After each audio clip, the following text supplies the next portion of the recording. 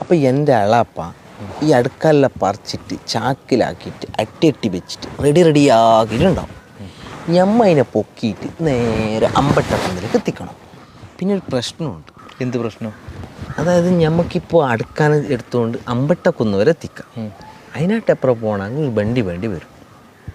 4 വീലിൻ്റെ pickup പോരാ.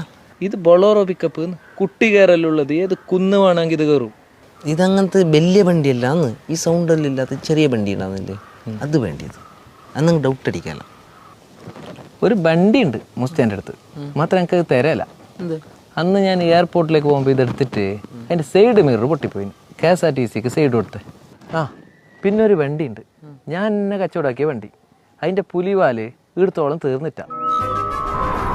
ആളെൻ്റെ ആത്മാർത്ഥ സുഹൃത്ത്, പക്ഷെ എന്നെ കുടിച്ച വെള്ളത്തിലോ വിശ്വസിക്കല. നിന്നെ കണ്ടെങ്കിൽ പിന്നെ തീരെ നമ്പല. അത്രക്കുണ്ടല്ലോ മുഖത്ത് കള്ള ലക്ഷണം. പക്ഷെ ഓൻ്റെ അടുത്ത് പോകുമ്പോഴേക്ക് നിന്നെ ഞാൻ ലുക്ക് മാറ്റിയിട്ട് കൊണ്ടുപോകും, നല്ല സൂപ്പർ സ്റ്റാർ ലുക്കിൽ. എൻ്റെ അടുത്ത് കളി.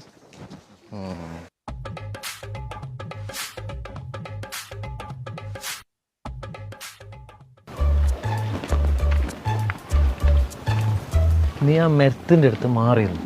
ഓനൊരു പ്രത്യേക സ്വഭാവം. ഞാൻ പോയിട്ട് ഒന്ന് മെരുക്കിയിട്ട് വരാം.